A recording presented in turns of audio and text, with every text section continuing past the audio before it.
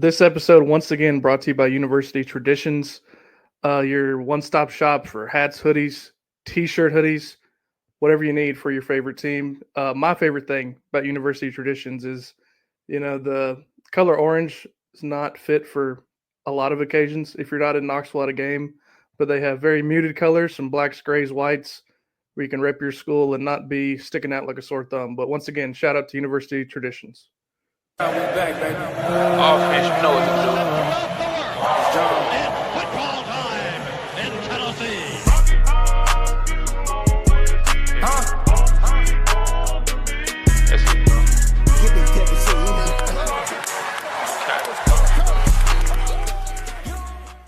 What's up, everybody? Welcome to the latest episode of the 1796 Sports Podcast. I'm here with Eli, his second appearance, filling in for Jim tonight. Huge recruiting weekend, and really since we last recorded for the Vols, Josh Heupel's been putting in work, and the Vols are now in the top 10 on many sites. Eli, what is your take on what has been going on in Knoxville, getting all these highly coveted recruits? Well, first off, I'd like to say thank you for having me. It's been a minute, been pretty busy. Glad to be back on here. My take is Vol Picks is wrong, because I saw Jim said something about that earlier on Twitter. Josh Heupel can recruit, and he's going to continue to recruit. And if we continue to win, we're going to recruit along with like LSU, Texas A&M, Georgia, and Bama, and Ohio State like we are right now. We have 20 commits in the boat, and I just expect more and just better. So, I don't know. It's a great time to be a Vol, no matter the sport, because recruiting, not just in football, but every other sport right now is kind of just like on fire. Mm-hmm. I'm really glad you mentioned that Vols Picks loser. I don't know the deal with him. He just seems to be perpetually miserable about Josh Heupel, even though he gave everybody an 11-2 season, the win over Alabama, Florida, LSU in the same year. I mean, Heupel is obviously putting in work, but I will agree with him early on. It was concerning, the recruiting, the first 2-3 years, but last year and a half, really, the recruiting has been pretty good, pretty good. And again, a guy coming from South Dakota, coming from a non-Power 5 school, how would he recruit in the Southeastern Conference? But it's taken him a little while, but he finally has his feet under him, and Tennessee is landing the players, the caliber of players that they should be landing. Yeah, no, I agree. I mean, it was definitely concerning. I'm not going to say, I'm not going to sit here and say that I wasn't a little concerned with the recruiting at first when Josh Heupel first got here. But, honestly, I've kind of realized lately, especially, everyone was like, oh, Kalen DeBoer can't recruit. But it's like, dude, what matters most is winning. If you win and you continue to win and just show that you can, improve talent as a coach, you're going to be able to recruit. And, I hate it. I hate to admit it, but, Kalen DeBoer is going to be able to recruit just because Bama has been Bama in the past, and they've been the best team in college football. But also, if we continue to go out there and, this season we go out there and put up, at least 10 wins, college football playoff appearance, there's going to be more guys in the boat. I'm excited for the 2026 year. We got the number one player in the nation, potentially on board right now, just waiting for that go, which I'm excited to see that.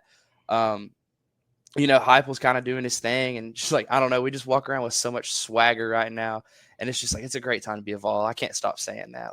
Every time I say it, I smile as well. Well, I mean, me and Jim, and even the last time you were on, I don't think we go a podcast without saying that. We talk about it all the time. This is unprecedented, the success at the university right now in the athletic department. But I like the point you made there about you just got to keep winning. I mean, that's the cycle. You got to win to get the recruits, and you got to have the recruits to win.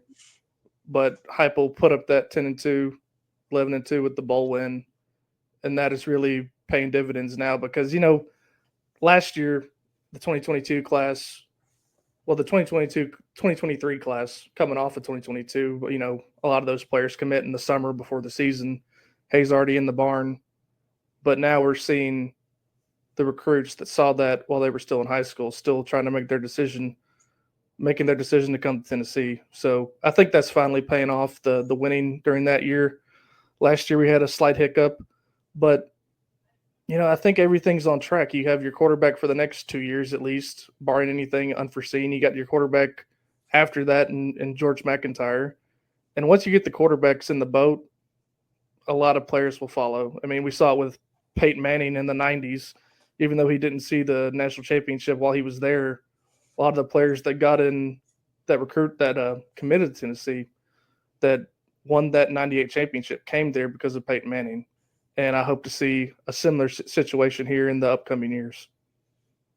No, I mean, it's really that simple. Like, just win, and you're gonna get the recruits. I mean, I've been playing a lot of college football 25, and that's kind of the recipe, to be honest. Like, Yeah. it's just Yeah. not. It's really, I mean, it's not that complicated. But also, like, there are those charismatic people.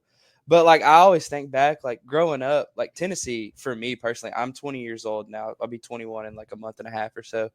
My whole life, Tennessee has just been like, honestly bad. Like, there was a few good years here and there. So like, these kids nowadays that are going to college, like I'm a junior, like these kids that are like, they don't know nothing about Tennessee. They don't know our history. They don't know how good we can be. So that's why it's like so vital and so important to win. And, I'll say it, like I've said it 1,000 times, like we're the beginning of the glory days, guys. Like, enjoy it. It's going to be a fun ride over the next couple years. However long this lasts. We could go out there next year and put up 7 wins, but I don't think so. I just, it just feels different. Just feels different. Yeah, I mean, I say this all the time too. I mean, when you hire 4 dunderheads in a row, it's no surprise we went, a decade and a half without much success in football. When your best 2 seasons in that stretch was under Butch Jones, that not much success was being had. But now, an 8-4 that we put up last year is a disappointment, which is where Tennessee needs to be. We're supposed to be competing for championships and national championships and everything else, putting players in the NFL, all of that. But let's get into the meat and potatoes of these recruits, Eli. First guy that got in the boat since our last episode, Christian Gass, linebacker, out of Georgia's backyard in Covington. It seems like he knew where he was going to go for the longest. And, whenever a recruit strings Georgia along, that kind of makes me happy. For sure. I mean, he's a linebacker, and like we definitely, like, that's one of our weaker positions, and like when you have a weak position like that, it's kind of tough to recruit there. So like, no matter, I'm seeing on 247 he's a 3-star. I'm pretty sure he's a 4-star on 3, but like getting those guys in the boat, those like athletic guys, those quick guys, like that can just be a man, just get an athlete. It's always nice to see. I mean, he could 3-star, 4-star, 5-star. I don't think it matters. It's like, I'm a big, like, Josh Heupel. He's been pretty bad on the recruiting, or not pretty bad, but like everyone's been upset with him because everyone's been calling us like 3-star U and everything. But like, honestly, it doesn't matter. I feel like we get to the time where like it's signing day, and then I'm starting to watch all this film, and I'm like, man, like he sees something in these guys that these other people don't see. They're just all about numbers, and Josh Heupel is all about development, and that's amazing. Yeah, for sure. I mean, you said the linebacker room is pretty weak. I'd say it lacks depth. I think the top end of that room, pretty daggum good. No, that's what. Okay, I also had another take. It was our linebacker room. I think it's the most underrated position group on the roster, which might be a hot take, but like still, like it kind of gets me giddy knowing that we'll have Peely and Arion Carter out there next year. I think both of those guys are going to have breakout seasons. Mm-hmm. And we got Edwin Spillman. You got T. Lander, who played a lot of snaps last year. The concern, like you alluded to, is the depth behind those 4. Yep. But when you get players like Christian Gass in the boat, it's looking good for the future. And I like you said too, I don't really care what the star rating is if we're beating out Georgia and Florida 4 recruits. If they want them, then Tennessee should want them too. That's what I look at. And again, just the first of 3 big time commits that we've gotten since we last put out an episode. Second of which on Saturday, Lagonza Shady Hayward also out of Georgia, also strung along Georgia. Seemed like he knew where he wanted to go the whole time. Like, perfect. Sign me up. Hey, I'll take a top 100 crew like any day of the week. It's over these past couple years, it's like they're hard to come by, but when you get them, it's just so sweet. It feels so good when you get a guy like that in the boat. I mean, and especially on defense, because, in the past, like we've recruited at wide receiver, quarterback, offensive line, even sometimes, running back. It's just like getting those top 100 guys on defense. It's just so sweet because I'm a big defensive guy. I love really good defenders. And this Lagonza Hayward, I feel like, he has a chance to do something special at Tennessee. Absolutely. I mean, and that led in to what me and Jim were alluding to for a while. The classified information is finally public knowledge. Deshaun Brame flipping from Oregon to Tennessee. Another guy who I think knew that when he committed to Oregon, he wasn't going to end up there. But Tennessee got him in this weekend. I think it had been brewing for a while, and the flip finally came in Deshaun Brame, a 6'5" tight end out of Kansas, a corn-fed country boy tight end. Sign me up once again. Oh, dude. So, like, honestly, I've been on Deshaun Brame for a while, and when he committed to Oregon, I mean, it was kind of like, whatever. But, like, him, and dude, it's gonna be different. Like, dude, shout out to George McIntyre, because that dude he's been a coach. He's been doing it. He's been on the trail. He's out there like just going to like visits just to talk to these dudes and convince them to come to Tennessee. Deshaun Brame, it could flip from Oregon. Like, doesn't his girlfriend go to or committed to Tennessee or something like that? I'm not sure about that. I haven't heard that yet. I think I heard that somewhere. I don't know if that's true or not, so don't quote me on that. But it's been alluded to for a while. Chad Simmons was tweeting about it. George McIntyre and Ethan Utley like basically called it on Twitter. And I always see those eyeball emojis on Twitter, which like I mean sometimes I'm just so lost and like I kind of want to get into it, but I'll never know. But then like something like this happens and it's like, wow. Mm-hmm. Yeah. I mean when last time we recorded, we didn't have 3 more 4-stars. And it seems like Tennessee's not done yet, even before the season gets started. You got defensive lineman Darian Smith going to commit tomorrow. He's down between Tennessee and Ohio State tomorrow at 6:30. So we might have something coming out on that tomorrow. We still got the big fish out there in David Sanders. Seems like it's between Tennessee and Nebraska at this point. But, 2 more guys that if you get in the boat, like you're inching closer and closer to a top 5 recruiting class, which Tennessee has not had since I think it was 2014 or 2015 when Butch Jones had the benefit of all those players who I mentioned that played in the 90s were having children and they were legacies of Tennessee. He really didn't have to do much work for that class, but Heupel will have an organic top 5 class if he's able to land, just finish this class out strong, and it starts with Darian Smith and David Sanders.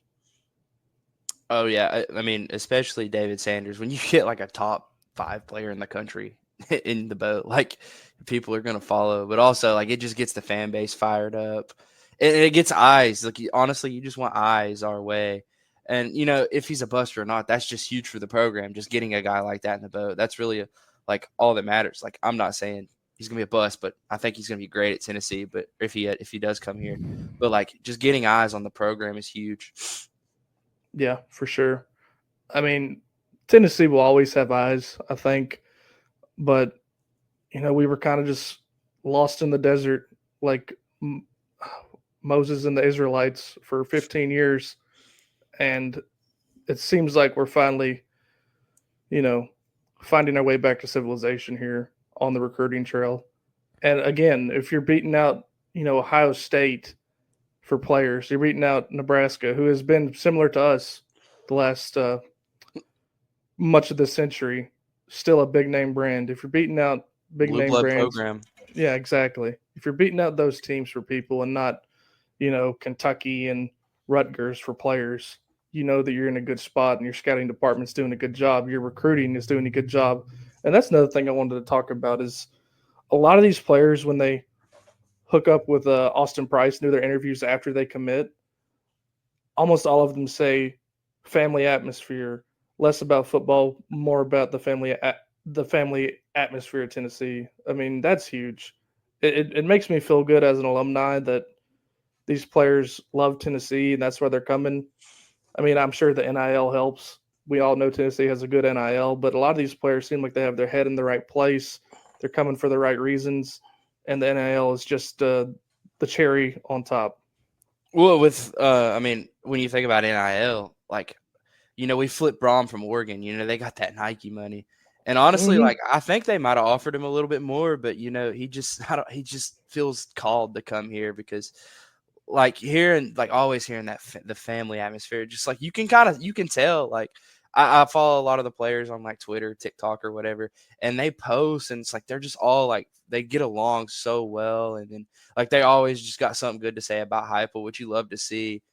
Mm-hmm. And I don't know, like the family atmosphere, like you also feel welcome by our fans are the best in the country. I was watching a TikTok just before we hopped on here, and it was like, and it was asking like underrated or overrated Tennessee fans, and like it showed like 6 or 7, 8 players just talking about how our fan base is the best in the country. I mean, again, I keep on saying for 15 years, Tennessee was just spinning their wheels, and we still have a very strong fan base. I mean, if it's not the best in the country, it's top 5, and it's just unbelievable that so many people stick with us. I was never going to leave the ship because I always wanted to go to the school. I went to the school. I'm now an alumni, but a lot of these people who just live in Tennessee, I don't know if it's a lot, but a good portion of those people who probably cheered for Tennessee in the '90s, early 2000s, probably are Alabama fans now, probably are Florida fans now, what have you. But for the people who stayed, I think they're about to get a huge payoff, even more than what happened in 2022. Oh, for sure, dude. I live in Chattanooga, so like I'm right on the Georgia line, so I know a lot of Georgia and Alabama fans. And my dad, he's witnessed a lot.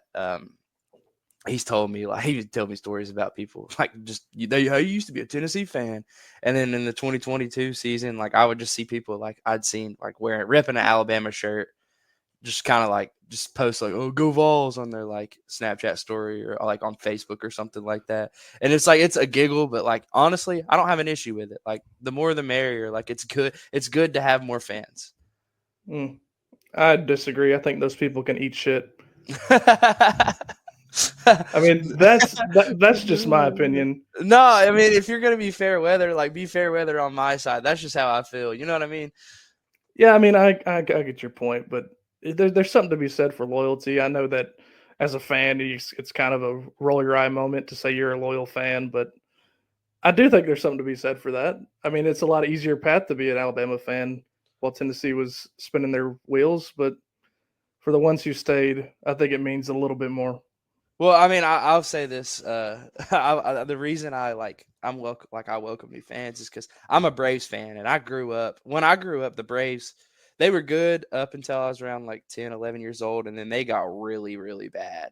Yep. And and I've stuck around, and I saw them win the World Series in 2021, and like now they're like one of the like, you'll see it on like social media all the time, just people calling people Braves fans just bandwagons, and honestly, it's like it's a bragging point because it's like, all right, we win, so we get the fans. Like that's how it is. But that's not how I am. That's not how I'm wired at all. I mean, I'm a Tennessee fan, Tennessee Vols fan, Braves fan, um, Tennessee Titans fan. Like I'm not. I've never really seen winning my entire life. So it's like, I mean, I'm these fans. Like I welcome them. Yeah. You know. I get it. I get it. It irks me a little bit, but like you said, the more the merrier, I guess. But the I mean, fall campus is right around the corner, man. We're about to start hearing practice reports. About to start hearing which freshmen are already impressing. We're about to start hearing, God forbid, injury news like we heard with Cooper last year early on in camp, but We're about to see a lot of propaganda too. I love it. The No, I know it fires me up, but still. I mean, there's propaganda about Squirrel White before 2022. I mean, He's a good Deontay player. Thornton is the one I think about last year. But like then again, like dude, that dude's just like a monster anyway. So it's like I'm glad you brought that up because I think the learning curve as a receiver in this offense is pretty big. And him coming in, I do not think he was here in the spring. I'm pretty sure he was not here in the spring last year.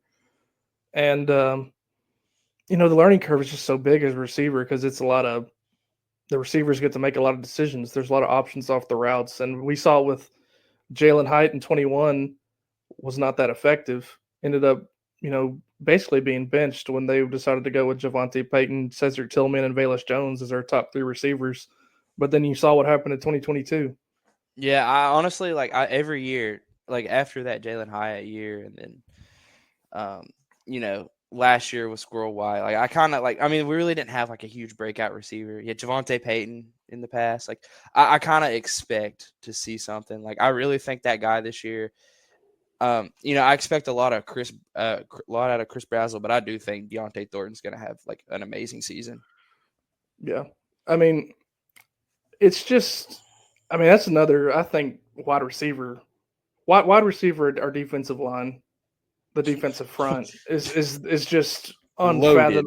unfathomably Loaded. stacked. Yeah, it's crazy. Like, and that's I've said this, the last 2 years. I mean, Heupel's going to have receivers transfer out. That's just the bottom line because he gets so many good ones, and Yeah. there's not that much playing time to go around. But as long as you have 4 or 5, which we definitely have 4 or 5 going into 2024, the offense is going to be pretty good. And I think another reason Thornton, struggled last year is that he didn't have the best of quarterbacks. He dropped a bunch of balls, and dropping balls just comes down to focus. And when you're learning a new system, a lot of things are on your mind. You sometimes forget the most important part. And Yeah, hopefully go ahead. Sorry, he was having a great game against South Carolina. Like he was starting to look like he was starting to settle in a little bit, and then he got injured. Like last year, it was just it wasn't a bad season. And I don't like when people say it was, but it was just unfortunate after like an unfortunate event. It was just rough timing. I mentioned it to Jim on the last episode. Like the 8-4 had to include average quarterback play, your best linebacker going down in the first game, your best wide receiver going down in the 5th game, your best corner going down in the 7th game. Yeah, but there was so much good last year. Like we improved in the areas that like the previous season weren't like amazing. Like Jalen Wright came out and solidified his I'd say he was a household name among like diehard fans last year because of the season he had. And then the defensive line, just like James Pierce solidified himself as a top 5 player in college football. Mm-hmm. The secondary wasn't really good at all, but they had improvements. Like our point differential went way down. I think that has something to do with the new rules and how the game's just been like sped up, but like slowed down in a way. Mm-hmm. I mean, it really didn't benefit us in any way, the way our offense works, but like it definitely benefited our defense. Like we definitely had an SEC defense last year. Like any other conference, I feel like we would have dominated. Yeah, I mean, you say that, if we were in another conference, but Tennessee was right near the top in tackles for loss, right near the top in sacks. I mean, the defense has gotten gradually better each season, and I know there were some frustrating games. The one that comes to mind is the Missouri game for Tim Banks and Willie Martinez, when I think everybody who did the podcast that night called for their heads on a spike.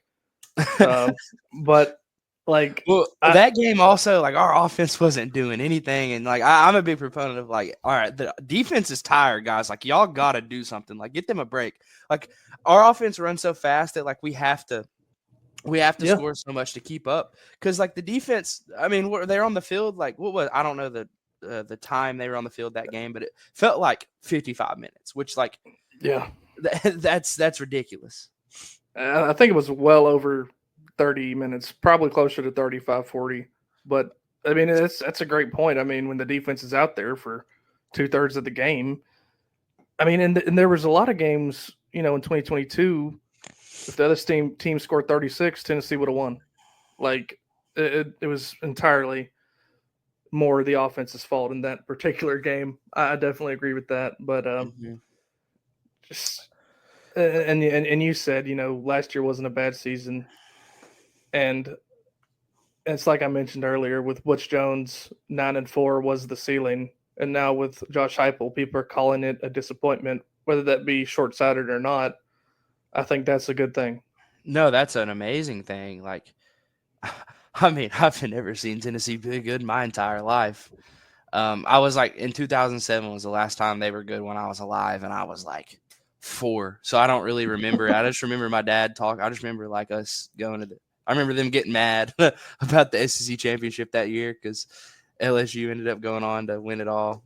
But like, that's about all I remember from that season. But like, like I love to see that people are getting mad about 8-4 because like now, like me, 8-4 is like okay, like. I mean, at least I get to watch a bowl game this year. We got an extra game to watch, something to get excited about. Let me just enlighten you a little bit on the 2007 SEC championship Oh, game. I've heard all about it, man. But let's hear it. I love to hear it again. Eric Ainge choked so hard, throwing 2 interceptions in the fourth quarter. One of them a pick six that gave them the winning touchdown, and that's about it. He choked. I mean, that's all there is to it. I've heard all about it. And and that was a highly talented team. It was the third SEC championship game appearance in that first decade of the 21st century, and then after that we were downhill. But now we're getting back, like we've been talking about today. So there's not much. Yeah. Also, I heard about Arian Foster quite a bit. Arian Foster couldn't hold on to the ball. Yeah. Yeah. Well, I mean, it happens. I don't like to live in the past, but I'm looking forward to it. Hey, what about Jalen Hyatt against Bama? Yeah, I'll live that close in the past. Yeah, I think there's a 3-year window where you're allowed to look back and reminisce. Yeah. I don't know. I'll reminisce on that Alabama game for a while because I really think that's the beginning of glory. Like it just felt different that day. Like I remember every second of that game. I still go back and watch the highlights. I don't do that. I don't ever really just go back and watch highlights. But that Bama game, every other month or so, I'll just I really want to watch the 35-minute long cut edition of the highlights. Oh man. Yeah, not even just a Tennessee or Alabama fan. That's one of the best football games in college football history. Yeah. I mean, it was incredible. And I just switching gears here, if we're going to dig into the past a little bit, not entirely to do with Tennessee, but I think a Tennessee fan might remember some of these names. But On3, not a mere half an hour ago, put out their top 10 football players since 2000. And I just want to see how many that you can name that is on their list. Since 2000, is it a top 10? Yep. Okay. Cam Newton's on there. Number 3. I think he's number 1. That's my personal opinion. Tim Tebow's on there. Number 6. Man, it's kind of. I don't know if RG3's on there. I don't know why I'm compelled to say that. I don't think he is. He's might be like 10. Yeah. Let's see here. Derrick Henry. Nope. No. Ooh, hey, he was dominant. Man, I'm trying to think here. It's kind of an unfair question to somebody who's only 20 years old. No, I mean, I remember a lot of it. Let's see. Joe Burrow's on there. Number 9. Yeah. Man, I'm struggling to think. I was trying to think about Heisman's, and I don't know why. Like, I feel like I got put on the spot, but let's see here. If I had some time, yeah. I'll just give them to you then, because let's hear it. I don't.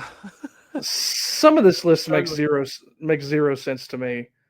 Um, I can live with Ndamukong Suh at number one because that's who they have at number Is Honey one. Badger on there? He's not. Oh, Uh, and what is it? Ndamukong Suh number one.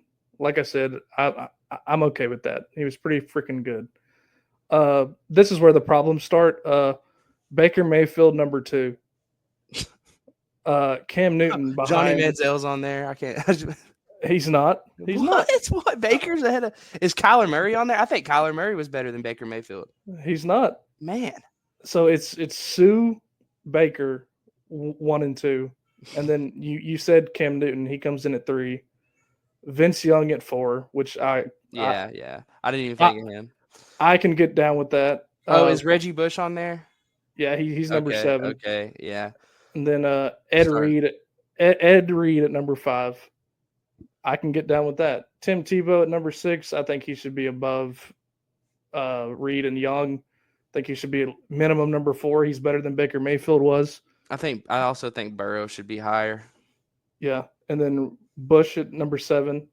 Bryant McKinney, dominant tackle from Miami. I can live with that too, but I do not think he should be above Joe Burrow. Stretch. Is Justin Blackman on there? He should be. He's not. He's not. The only receiver on the list is Larry Fitzgerald at number 10. Oh, dude, I think Justin Blackman might just be one of the greatest college football wide receivers of all time.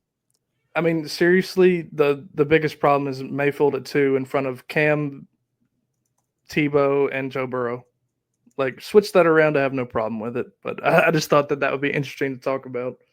No, Because it was. I kind of could. I got blanking and then you said like, who was it you said? And I was like, okay, I was thinking back to 2005, like Reggie Bush, and then yeah, I just couldn't think of Heisman's for some reason. I mean, Tennessee never had to play Cam Newton at his full power. They probably faced him at Florida. I don't know if he took snaps against us, but Tim Tebow, Tennessee fans have nightmares of Tim Tebow, especially since he was close to coming to Tennessee. Joe Burrow never had to play him, but just as a Tennessee fan, Tim Tebow should be in the top 5. Yeah, Easily. I never really got to experience the high of Florida, so thankfully. But Yeah, also, like I really like Tim Tebow, just the way he carries himself. So like I read his book when I was a kid. Like I liked Tim Tebow as a kid, so it was like I'm good for him, But I don't like Florida at all and how they are. Yeah, I mean Tim Tebow is the exception at Florida. He was leading a crew. One of the only. He was leading a crew of basically criminals to national championships. But I digress. Honestly, now that I think about it, sorry, I didn't mean to interrupt you. Honestly, ahead. I think he might be the only Florida player I like. Like I have Alabama players that are in the NFL that I like. I have Georgia players in the NFL that I like. Kentucky even I like. I mean, don't shoot me, but I like Will Levis. I'm a Titans fan. Me too. But Me too. but it's like I can't think of any other Florida players that I like in the NFL. I'm right there with you. Tim Tebow is the only one that was not. I mean, he was annoying when he was busting our ass, but I love to see it as well. Like, I'm glad you didn't have to really remember that era of Florida being the best program in the country. But anyway, I wanted to something that came out this week as well, just around Knoxville and on campus. The entertainment complex that just got cleared on top of G10 there, right next to the river. Many people are calling it Danny Land, as in Danny White. Have you seen renderings of that thing, Eli? Yeah. I think it looks good. I like it. I don't know if that's a hot take. I haven't really been up on social media the past couple of weeks. I've been busy, but I saw it and I was like, okay, that's pretty sick. But are they clearing out G10? Is that just not going to be a thing anymore? I think it's going to be on top of G10 from what I understand, but anything can happen in a large scale construction project, if it makes it easier, but I'm all about that. I mean, Danny White has done so much for the school in, a little over 3 years now that, I'm pretty much on board with anything that he wants to do. And, the biggest thing with me going to school in Knoxville. The years I was there after football games, like you had to go to the Strip, which is a good mile walk, probably less than a mile, but it's a good walk if you want something to eat. It's a good walk if you want to go get a drink after a game. But to have something right next to the stadium, that will be lovely. No, I also like the concept of the like hotel. I think that's pretty sick. Like, I mentioned being a Braves fan earlier. Like, I really have always wanted to stay in the Omni ever since they built that. And like, I think that like honestly, like when it comes out and I'm starting to see like tours of like the hotel, I think it like honestly I'm gonna be like, all right, I kind of want to stay there. Or not kind of, I just like I really want to stay there. Probably never will because like honestly, I feel like it's gonna be expensive. But Probably. yeah, but like, but I think it'll be cool to see. And I also like, there's a lot of like money in Tennessee. Like I've met a lot of people that are wealthy that are Tennessee fans. It's gonna be great for them. I mean, it's gonna be great for the recruiting because like you'll have. I mean, that's just cool to look at. Like, oh, that big old motel right in front of this huge stadium, and then the outlook is over the Tennessee River, which I think is one of the best settings in college football. No doubt. Yeah, I mean, big things are happening. Vaguely tied to sports, but it's just like you said earlier, more eyes on the program when you do something that ambitious. I mean, I can't think of another college football program that has something like that next to their stadium. I mean, I may be wrong, but like you mentioned, the only thing that I can really think of is what the Braves have now, and it's just another. Well, I know that I'm pretty sure Mississippi State has a hotel on. I think it's either their football or their baseball field or their football stadium. I can't remember. Yeah, it's just another area that Danny is going to be on the cutting edge of that will be copied, and I'd rather be the one blazing the trail than a cheap imitation after the fact. Yeah, I know it's going to be tough, but they also need to add more parking. Yeah. If they're taking away a little bit there on G10T. Oh yeah, that's always an issue. But it's a decent problem to have when you got that many people coming to your games, and Tennessee has had that for 50 years now. So yeah, I got something I want to end on, or two things actually. We talk about the family culture and how the recruits say they feel like the coaching staff cares for them and all this. So the culture is obviously pretty good. I know it's never perfect, but I just want to touch on it again because it seems like it happens every week or two now. This offseason, Georgia again is having some outside noise with players getting in trouble. And, as an alumni, I know this is going to sound like loser talk, but I would almost rather have a decent program of good young men. And I know Tennessee has had troubles even this past year. I mean, it's inevitable when you're talking about college age kids, but for it to be that prevalent at Georgia, I don't know if I would want national championships if it meant the program would be put in that bad light that often. Well, I mean, we were talking about Florida earlier, and those Florida teams from the mid 2000s were amazing, but they also had their fair share of problems, and they're not looked back upon in like a greater light, and that's like I'm exactly on your side with that. Like, if we're gonna win national championships, I don't want to do it in a way that's like demoralizing. Yeah, I mean, it's just I know a Georgia fan listening to this would be like, "Who cares?"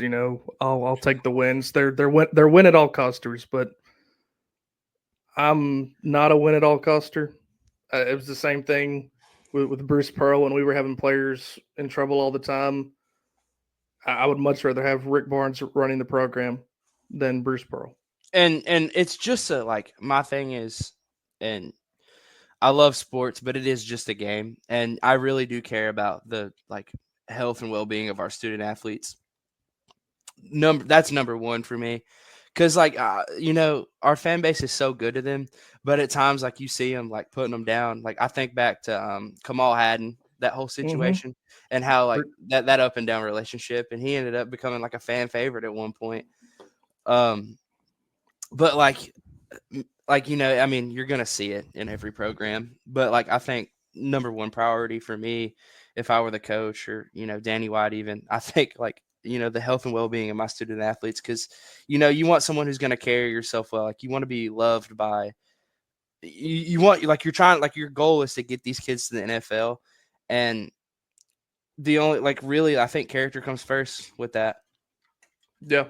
Yeah, I mean, there's tons of stories, probably more often than not, of players with immense talent that just, you know, are too immature to advance to the NFL. I mean, it happens all the time. But like you said, I think number one for me would probably be graduating. Well, number one, like you said, is the health and well being. Number two would be graduating. Number three would be winning football games. And Yeah. again, I know that sounds like loser talk. I'm sure a lot of Tennessee fans would say this is loser talk, but I disagree. Well, and I'll also think back to when like growing up, like, some of my favorite players weren't even like that amazing on the football field. They just like were good people. Yeah. Like, I mean, and like you said, those are the people that you remember. I mhm. mean, and I'm sure people remember the ones who were good too.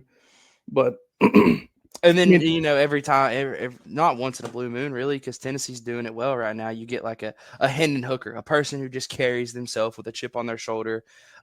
Great dude. You hear nothing but good about him. And then he goes out there and just like is Heisman contender. Like that's amazing to see. And like you rarely get that, but I feel like at Tennessee we get that quite a bit. yeah. I mean, and for Tennessee went through something similar that Georgia's going through. With the early 2000s and Philip Fulmer. The jerseys match the inmate uniforms and all that shtick. But it we're I don't think Tennessee has that aura anymore. No, Josh I mean, Heupel, I think he recruits well and he goes after character because I mean he said it multiple times in press conferences. That's what he wants a dude, not only like a hard worker, but someone who's like is a great teammate because it is a team sport. yeah, for sure. And the last thing I want to talk about, unless you have anything else, Eli, it might be a little bit a little bit of the opposite of what I'm trying to portray here in the last few minutes. But I think the Patriots in their mini camp, they're kind of falling for the Joe Milton propaganda. I mean, me and my friends talk about it. I mean, honestly, like I don't know. I think that he could improve maybe, and that's a maybe. We've always said that like he's kind of an NFL. Like he has the talent very clearly. We've seen it multiple times. It's just I, I don't want to sit here and harp on the guy. I don't know if he has the IQ to get it done or like the. I mean, Joe Milton. Say what you want about him. He loved Tennessee. Yep. But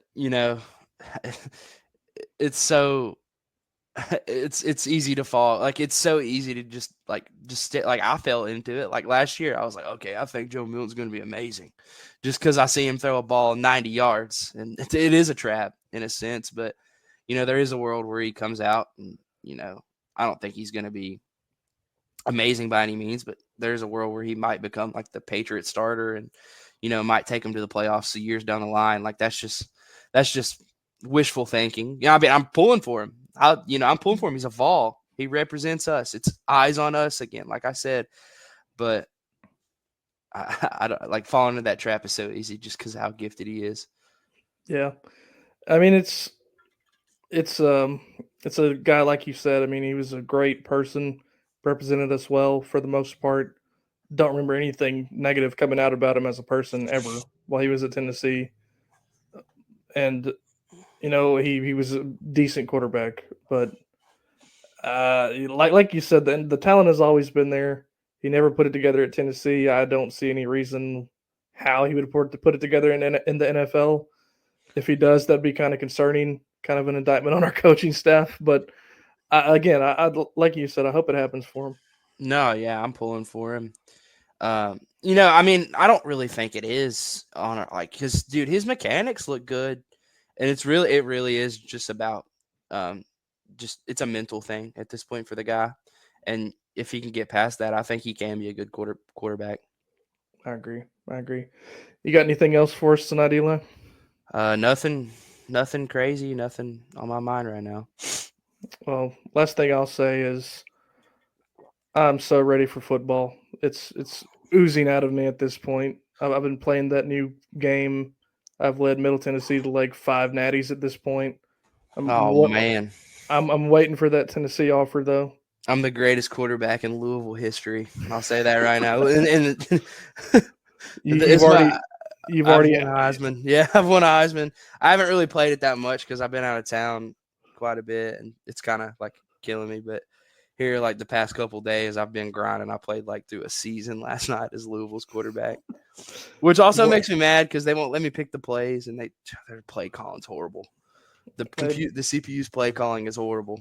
Well, they cycle through the same like 20 plays the whole game, and they run the ball on 3rd and 8. I mean, Oh, dude, take me back to Jeremy Pruitt. Goodness me.